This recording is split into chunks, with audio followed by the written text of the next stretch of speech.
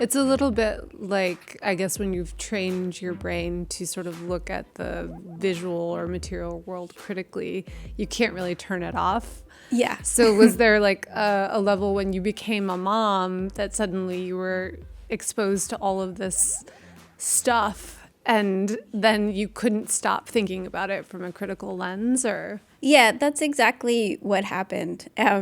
Basically, I was a design critic, and then I became a mom, and I, as you say, I couldn't turn it off. My husband's an architect too, so we got like 5 different sets of blocks as gifts when my son was born, and I couldn't help thinking, how is this one different than that one? Like, what is this one supposed to teach as opposed to that one? You know, is there a difference, or is it just marketing? One thing that I thought was interesting too is the sort of parallel between these, like basically development or engineering programs for younger children and sort of the things that they're adopting from like block play and Lego and how they're using that to kind of teach basic, writing scripts and understanding how you manipulate an object.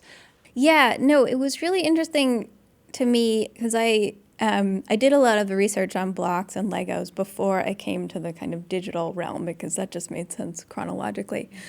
And it struck me that people talk about, physical play and digital play as somehow being in conflict. But in fact, I think that digital play and digital learning really rests on a foundation of this physical play, of block play, because that has become almost a universal language of childhood. So the creators of programs like Scratch and Scratch Junior can assume a familiarity with little plastic pieces clicking together that then they can use as their interface. You bring up a really great point with the playground sort of exhausting the interest of a child at a certain age because they're just developmentally past that.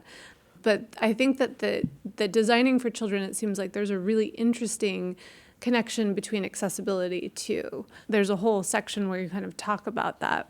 I was lucky enough to go and visit the Adaptive Design Associates, which is in Manhattan, which is run by a woman named Alex Truesdell. And she basically has a cardboard workshop where they create furniture and furniture inserts to help children with disabilities, live life with everyone else, essentially, like be in a mainstream class, etc. Even if they can't sit up straight, she will help to design and create a cardboard insert for a school chair that supports their back more, or different kinds of high chairs, seats that rock slightly. So if a child or an adult is fidgety, they can kind of take care of their need to move while still, performing a task. She really sees it all as a continuum of ability, and everyone has the right to participate like as fully as possible. Right. And sometimes it is just a physical insert that makes the difference between like being alone, like not being able to leave your house, and being able to participate in a classroom. Right. And she does all of this with cardboard. Cardboard is this amazing adaptive material because you can cut it quite easily. It's not that expensive, but once you glue it together and kind of laminate it, it's totally sturdy and will last for years. I also found that there was this whole kind of literature around what's called cardboard carpentry that goes back farther. Alex Truesdell founded the ADA in the 1980s, but in the 1960s and 70s, there was already this movement around furniture made of cardboard for much the same reasons, that, it was kind of easy to work with, it was inexpensive, and you could make something that would only last for a little while, a sort of temporary structure in your home, and that was fine.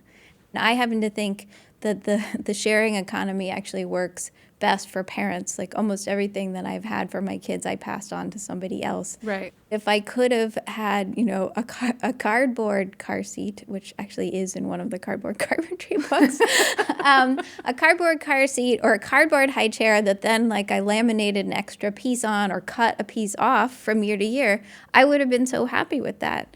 And really, I mean, It's an idea about how you're making furniture, how you're helping people live in the world that is literally adaptive.